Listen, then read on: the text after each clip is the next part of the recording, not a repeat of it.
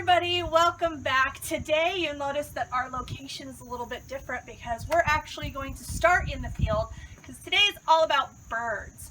And before we get started looking for the birds, you can see there's a few right behind me. We're going to learn a little bit about bird parts or adaptations. So when we're looking at a bird and we don't know what it is right away, we can use the parts on the bird to help tell that story. So let's get started a little bit with some bird basics. We know birds have a certain shape to their body, and I look at it like a little bit of a football shape. So that's a pretty basic bird body. You're going to have a head that's going to look a little bit like an oval, and then we're going to have some feet. This is where we're going to start using those adaptations to help us understand a little bit about birds and what they do for a living. Their beaks are going to be shaped to match the kind of food they eat. And their feet are going to tell a story of where they spend most of their time. Their wings are also going to tell us a little bit of a story of how good of a flyer they are and what kind of a flyer they are. Put a little eye on them. So we've got some bird basics here. So my bird, I've never claimed to be an artist, gives us an idea of we've got some feet telling us a story, we've got a beak telling us a story, and we've got wings telling us a story. Now when we look at those on some real bird adaptations, you're going to notice that they're going to be very, very clear on what they do for a living. So let's check out the feet first. My drawing has a bird that's going to be around a lot of water. I felt our wetland here was a good inspiration for that. So if we look at bird feet a little bit closer, you're going to notice that there's different shapes. We've got our waders with the webbing in between, like a duck. We've got some walkers that have a little bit more of some flesh out there to help them balance. So they might be kind of land, kind of water at the same time. You're going to see these little skinny toe birds are for perching. They're going to be the ones that are going to hang on to the branches and perch in trees a lot. And then of course we've got this beautiful foot in the middle for a raptor. And I know it's a raptor because of these long talons or long claws, and we've got some feathers on the legs. So we've got some good indicators of what these birds are going to do and where they're going to hang out just by their feet. Another cue that I told you about was its beak. Beaks give an idea of what these birds eat for a living. And that also gives a good sample of where they're going to spend most of their time. We've got skinny ones for going after like bugs. Maybe the bugs are in the trees, or bugs are on the ground, or bugs are stuck in between crevices. So we've got skinny beaks. We might even have the skinny beaks going after nectar. If you've ever seen a hummingbird, they've got a really long skinny beak like a straw. So they're going to go after spaces that are small.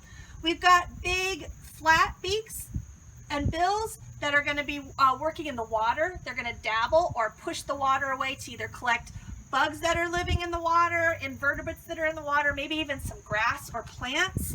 Then we've got some strong beaks that are going to be used for crushing, like a nut or opening up fruit, or like our raptors, they're going to use to rip and tear because they're actually carnivores. They're going to eat meat. So that beak is going to tell us a good story of what kind of food it eats and also what its role is in its ecosystem. Wings are another indicator of what a bird does for a living. Now we know birds fly, so we know that they're going to use those wings most of the time to catch air and move about. And that shape of the wing is going to give a good clue of what kind of flyer they are. This wing is a nice broad wing. So this wing is going to be used for doing a lot of flapping and a lot of soaring. So if we see some of the raptors in the sky and they've got their wings out, this is a great shape to catch air and just kind of hang out on the wind and the air currents that are up there. These are also a great shape for some of our flappers. So those birds that like to do a lot of flapping to get that speed that they need to catch and get up in the sky, this is a great shape for that. A lot of times if you see a really skinny wing, those are going to be birds that are going to do a lot of diving. And they're going to be sitting high up in a tree, and then they're going to dive down and swoop and catch their food and then get back up to the tree. You'll see some birds though, like a penguin or an ostrich or an emu, who have wings, and they use them in a really different way. Penguins actually use their wings to swim with. They use the same flapping motion that they would in the air, but they fly through water. Ostriches and emus though, they use their wings for balance, and they're runners. So they really don't fly at all. They use it for more balance to make sure that they don't fall over because of their body shape. So birds, going to use those parts today to help tell the story of what their role is. Bird ID can be hard, especially far away. So one of the things that we can actually use are apps to help us do that. I have an app coming down, the Audubon Guide. That's a great app to help with birds and telling us what kind of bird we have. It's good in searching of where you're at. So if you're not here at Aransas Zoo, you can use that app wherever you're at in the world.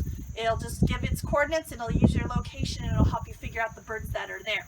Today we're going to do a little birding, and we're going to use our senses again to listen for birds. We're going to use our eyes to look for birds. We're going to use our sense of touch to feel the wind and help the wind guide us to where the birds might actually be hanging out. And we're just going to sit for a while. Birding takes a lot of patience. We got to wait for the birds to come to us, because if you've ever been around birds and you try and go after it, it takes off and flies. So we're going to have to be really patient and just sit and watch and wait for the birds to come.